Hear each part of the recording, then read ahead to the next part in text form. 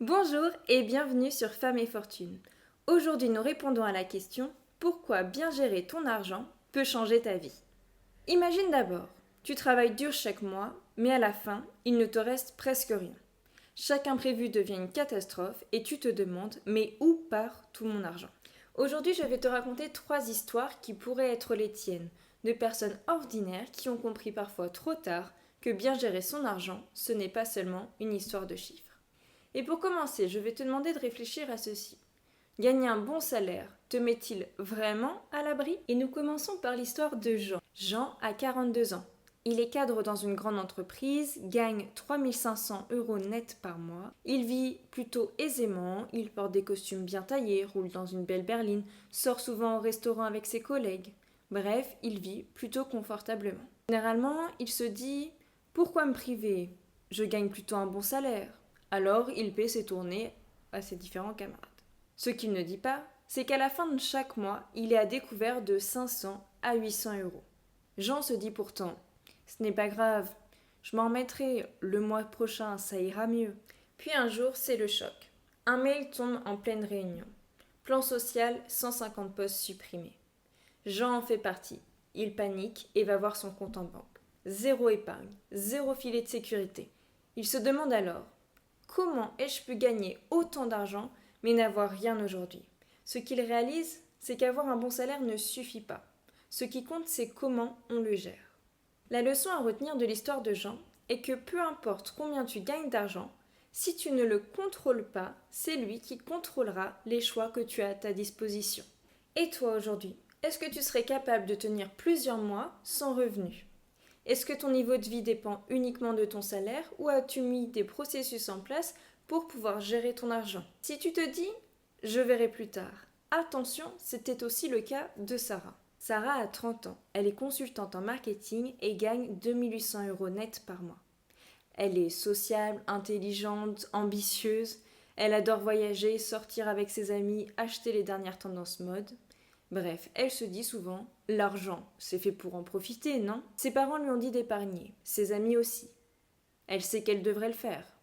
Mais elle se dit tout de même « c'est bon, j'ai le temps, je le ferai l'année prochaine. » Puis, elle repousse encore et encore. Finalement, elle tombe sur un appartement coup de cœur. Excitée, elle prend rendez-vous avec sa banque. Mais là, grosse désillusion. Elle reçoit la réponse « Votre dossier est refusé pour une question de manque d'apport. » Sarah est sous le choc. Ses amis qui ont épargné petit à petit ont acheté leur logement, tandis qu'elle, elle doit continuer de payer son loyer à perte. Ce jour-là, elle se dit « Si seulement j'avais épargné plus tôt. » La leçon de Sarah est que plus tôt tu prends de bonnes habitudes, plus tôt tu peux commencer à construire l'avenir de tes rêves. Et toi, combien de fois as-tu dit « je verrai plus tard » ? Si tu avais commencé à épargner il y a 5 ans, où en serais-tu aujourd'hui? Heureusement, il existe une autre méthode, celle de commencer tôt et même avec peu. C'est exactement ce qu'a fait Thomas. Thomas a 25 ans, il est développeur informatique et gagne 2 000 € net par mois. Quand il obtient son premier job, son oncle lui donne un conseil qui changera sûrement toute sa vie. Il lui dit « Si tu veux être libre, paie-toi en premier. » Thomas ne comprend pas. Son oncle lui explique alors que quel que soit le revenu qu'il obtient, il faut qu'il mette, dès qu'il obtient son salaire, 20% de celui-ci en épargne. Au début, c'est difficile. Thomas doit dire non à des sorties, éviter des achats impulsifs. Mais il tient bon. À 30 ans, il regarde son compte épargne et se rend compte qu'il a déjà mis de côté 30 000 €.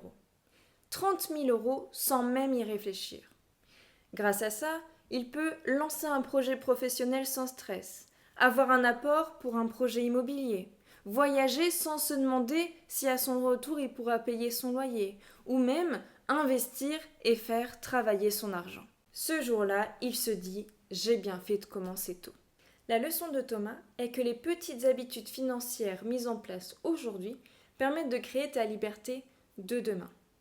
Et toi, si tu mettais ne serait-ce que 10% de ton salaire de côté aujourd'hui, cela revient à 100 € si tu gagnes 1 000 €, 200 € si tu gagnes 2 000 €, 300 € si tu gagnes 3 000 €, et ainsi de suite. Où en seras-tu dans 5 ans?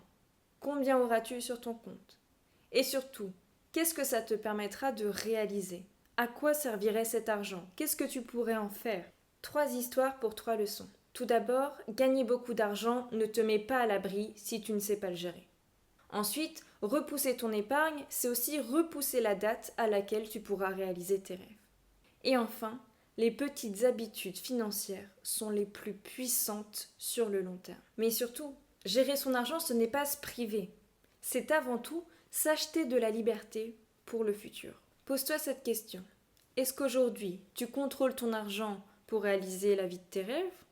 Ou est-ce que c'est lui qui conditionne les choix que tu fais dans ta vie?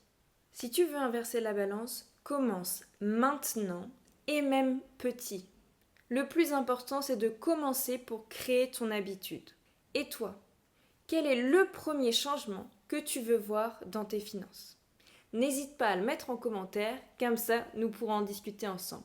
Merci d'avoir regardé la vidéo jusqu'au bout. Si celle-ci t'a plu, n'hésite pas à lui laisser un pouce bleu et abonne-toi pour plus de conseils. Que tu veux voir dans tes finances?